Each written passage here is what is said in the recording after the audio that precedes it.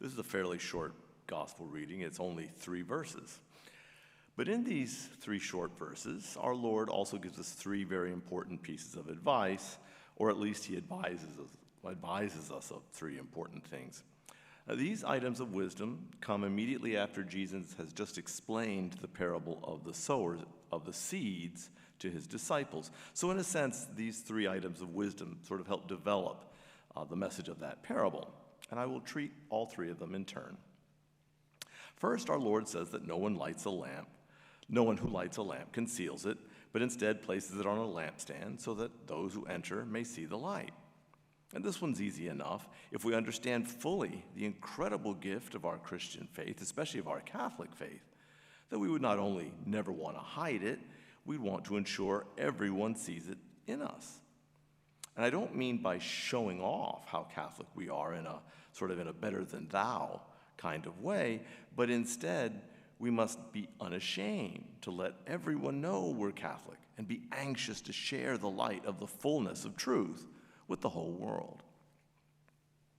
Second, our Lord points out that there is nothing hidden that will not become visible and nothing secret that will not be known and come to light.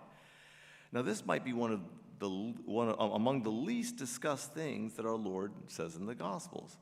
It has an eschatological meaning, and I know I've used that word before, but I'll say it again, that eschatology is the topic that deals with things that happen at the end of the world and during the last judgment. So what Jesus is explaining here is that at the final judgment, everything we've ever done, every act we've ever committed, good or bad, will be revealed in front of everyone else.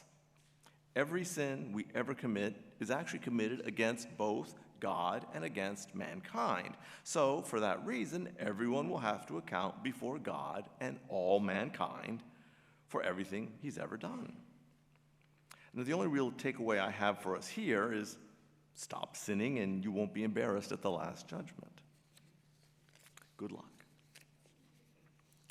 Finally, our Lord says that he who has more, that for him who has more will be given, and from the one who has not, even what he seems to have will be taken away.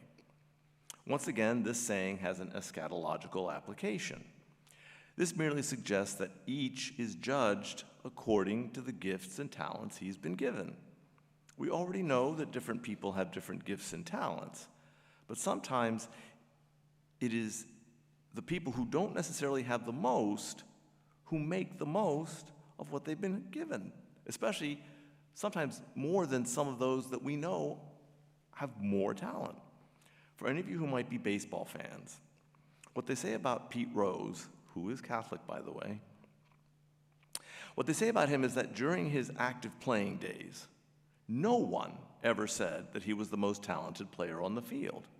Pete Rose didn't say Pete Rose was the most talented player on the field. But he always seemed to give 110%, maybe 120% even, often in contrast to others of his fellow players, his teammates, who might have had more raw athletic talent and ability. So this is what our Lord was trying to explain. What's important is not how much we're given. What's important is what we do with whatever we've been given. So it's not about keeping up with the Joneses or comparing ourselves to others. It's instead a matter of measuring ourselves against what God has already blessed us with. And God will always give us enough. He will always give us what we need for our salvation. He might not give us everything we want, but he will never abandon us, and he will never leave us with less than we need for our salvation. Taken together, these readings remind us that we're accountable both for our actions and how we do or do not develop the gifts, especially our Catholic faith, that God has given us. So in 3 short verses, we have a nice recap of everything our Lord asks of us. May we hear his words and live accordingly.